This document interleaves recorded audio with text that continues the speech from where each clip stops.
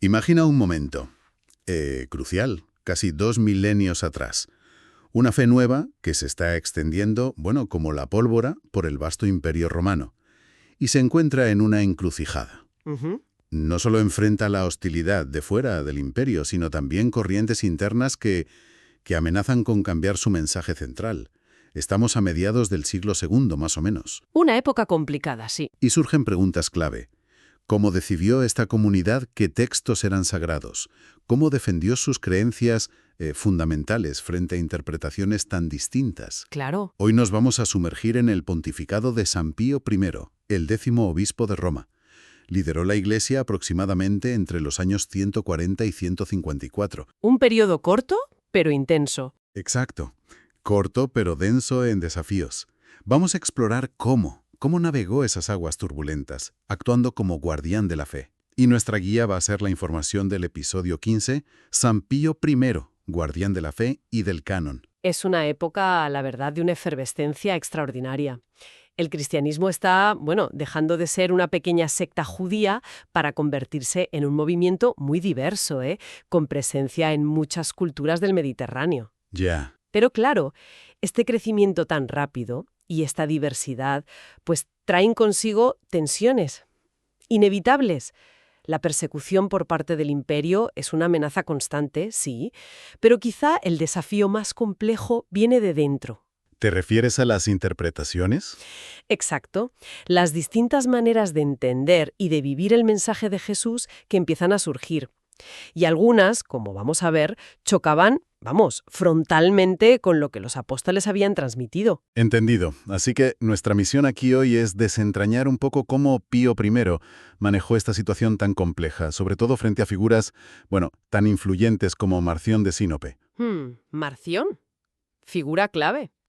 Y ver qué legado dejó su liderazgo en la definición de las Escrituras y la doctrina que luego darían forma al cristianismo. Vamos a analizar este periodo, que me parece fundamental. Desde luego. Empecemos por el que parece ser el desafío doctrinal más potente que enfrentó Pío I, Marción. Llega a Roma, nos dice la fuente, alrededor del año 140. Venía de Sinope, en el Ponto. ¿Sí? Y trae consigo una propuesta teológica que es, como mínimo, radical. Radical es quedarse corto, yo creo. Marción propone una ruptura, pero total, con las raíces judías del cristianismo. Su idea central es que el Dios del Antiguo Testamento, el creador del mundo, Ajá. es un Dios inferior.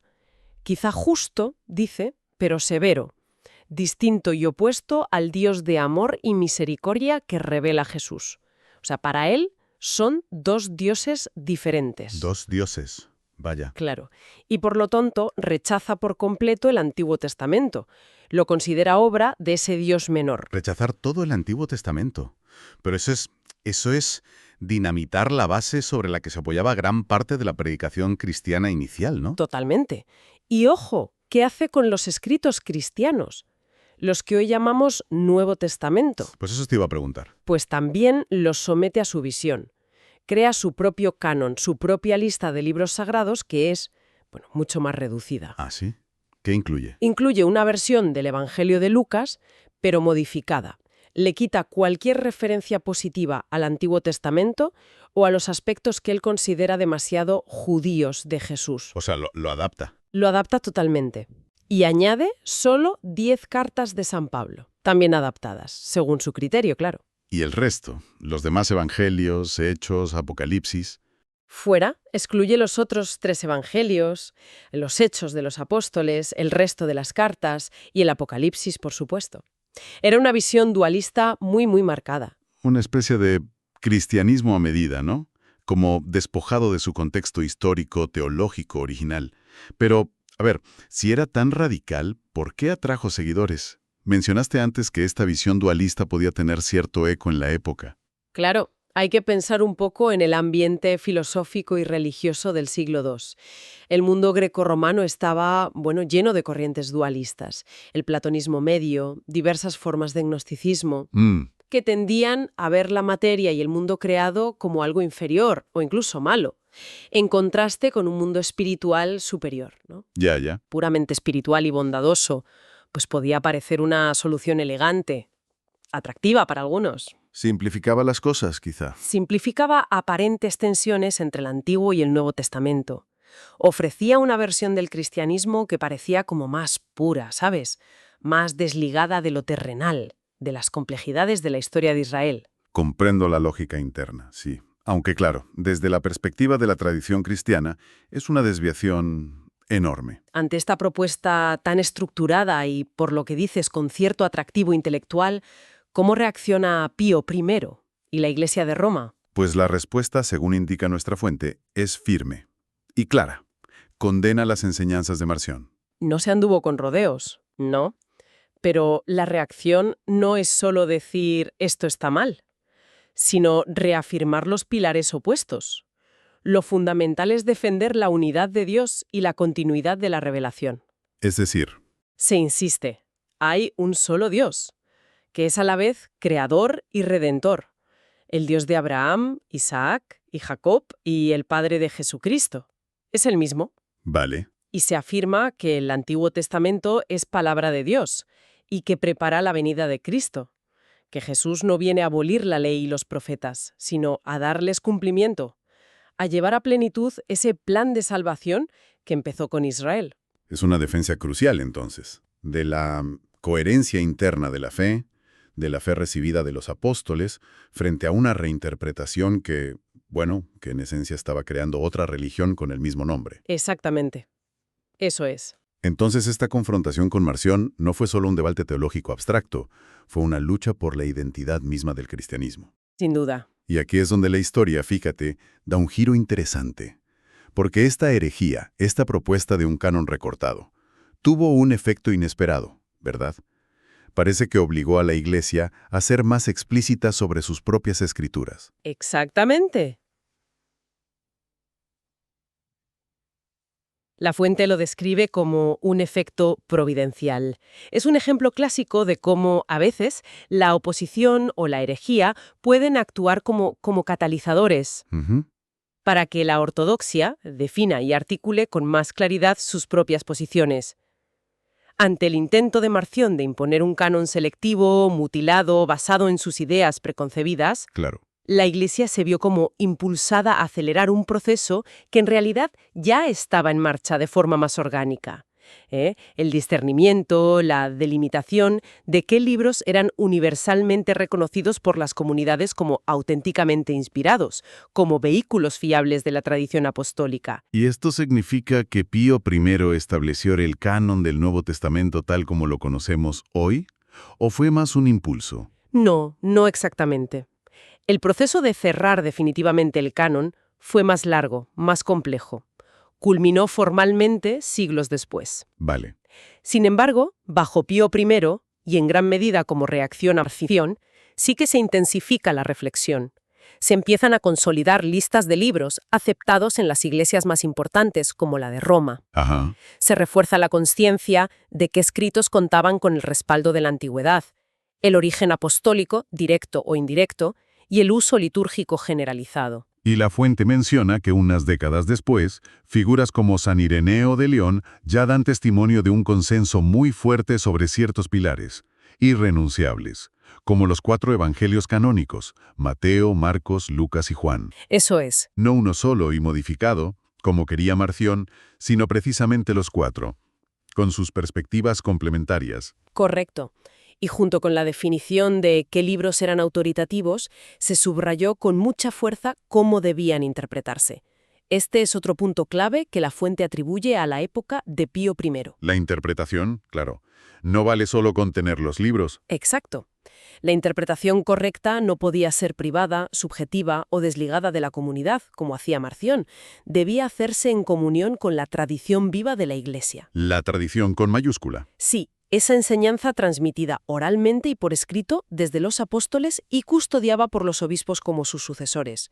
Se recuerda la enseñanza paulina, que cita la fuente. Toda escritura es inspirada por Dios y útil para enseñar. La famosa cita de Timoteo. Esa misma. Pío I y la Iglesia de su tiempo defendieron que la Iglesia es servidora de esta palabra, no su dueña. No puede inventarla, ni recortarla, ni manipularla a su antojo. Debe recibirla, custodiarla e interpretarla fielmente, dentro de la corriente de fe que viene de los orígenes. Queda clarísimo el impacto de Marción y la respuesta que provocó en cuanto a la identidad de las Escrituras y su interpretación. Pero has mencionado antes que Marción no era la única corriente rara, digamos, que circulaba. No, había más. Pío I también tuvo que lidiar con otras ideas como el gnosticismo y el docetismo. ¿Podrías explicarnos brevemente qué defendían y por qué eran, problemáticas? Claro. A ver, el gnosticismo era un fenómeno muy diverso, con muchas escuelas, mitologías complejas, pero podemos identificar algunas ideas comunes que chocaban con la fe cristiana tradicional. Vale, en general proponían una salvación que no venía por la fe en Cristo y la gracia bautismal, accesible a todos, sino a través de un conocimiento especial y secreto, una gnosis, ¿Ah? La gnosis. reservada a una élite espiritual. Y a menudo los gnósticos tenían una visión muy negativa del mundo material, del cuerpo. Lo consideraban una prisión, una degradación, obra de un demiurgo, ignorante o malvado. Que a veces se identificaban con el Dios del Antiguo Testamento, ¿no? Como Marción. Exacto, de forma similar a Marción en ese punto. Entiendo. Una visión elitista y con un fuerte componente de desprecio por lo material. ¿Y el docetismo? El nombre suena como a apariencia. Exacto. Viene del griego dokein, que significa parecer o aparentar. Los docetas estaban muy relacionados con ciertas corrientes gnósticas Ajá. y compartían esa visión negativa de la materia. Su conclusión era, lógica desde esa premisa. Si la materia es mala o indigna de lo divino, entonces Cristo, siendo divino, no pudo tener un cuerpo humano real. Ostras. Su cuerpo, su sufrimiento en la cruz, su muerte, todo habría sido una mera apariencia, una especie de ilusión óptica, un fantasma divino que caminó entre nosotros. Negaban, por tanto, la realidad de la encarnación, la humanidad de Jesús. Pero eso es fundamental. Si Cristo no fue realmente humano, si no sufrió y murió de verdad, entonces la idea misma de la redención a través de su sacrificio pierde todo sentido, ¿no? Precisamente. Y la resurrección de la carne también se vuelve muy problemática. Claro, vacía de contenido los eventos centrales de la fe cristiana.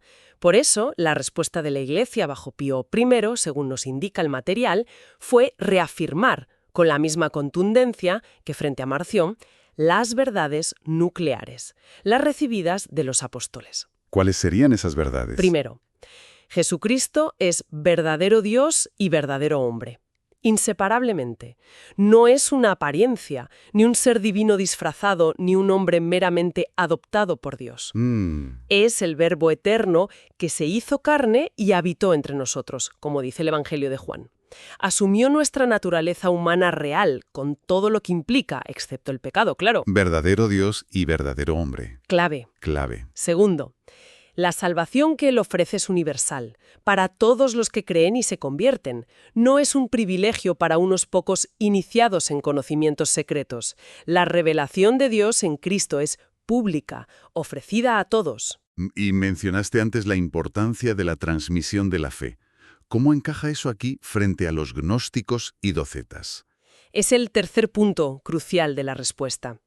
La fe auténtica no se basa en revelaciones privadas o doctrinas secretas inventadas por individuos iluminados. Se transmite públicamente a través de lo que se llama la sucesión apostólica. La sucesión apostólica. Explica un poco eso.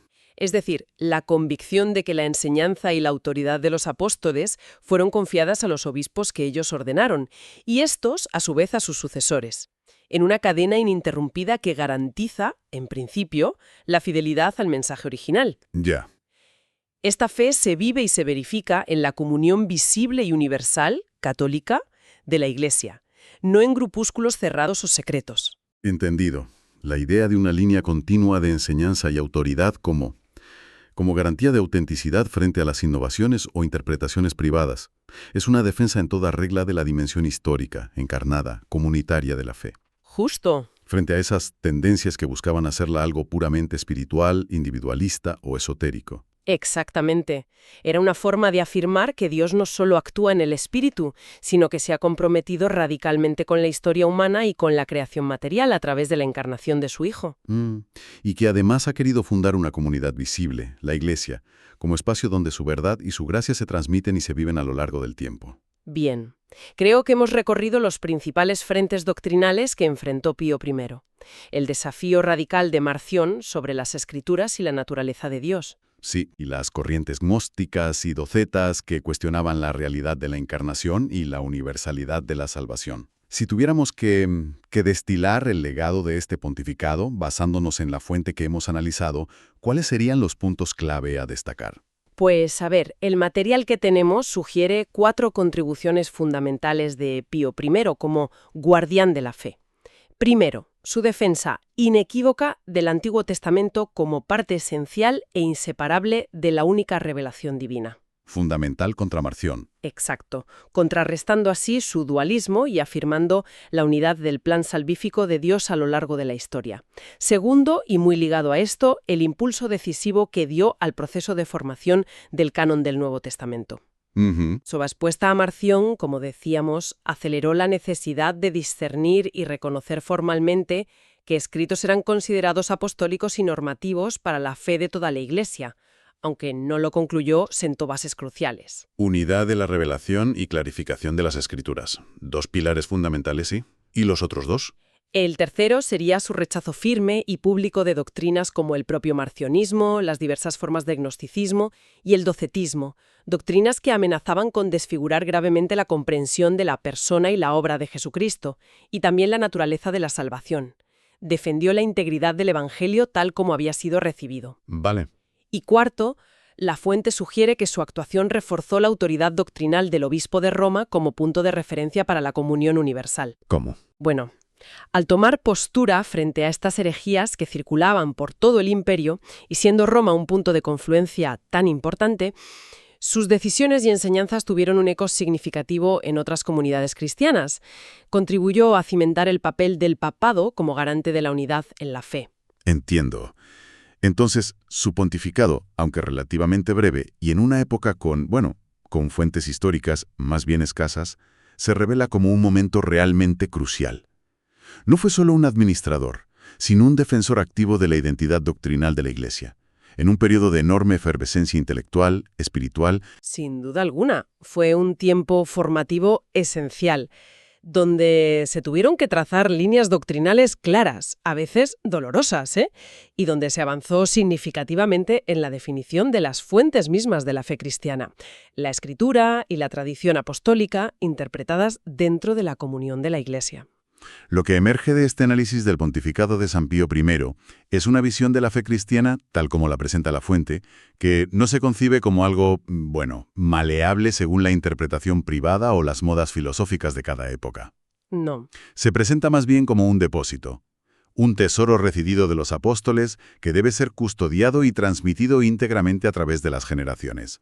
Frente a esos intentos tempranos de seleccionar, recortar o reinterpretar radicalmente las Escrituras o la figura de Cristo para hacerlas encajar en otros esquemas mentales. Pues la respuesta de la Iglesia, bajo el liderazgo del sucesor de Pedro en Roma, en aquel momento, Pío I, fue afirmar la integridad del mensaje.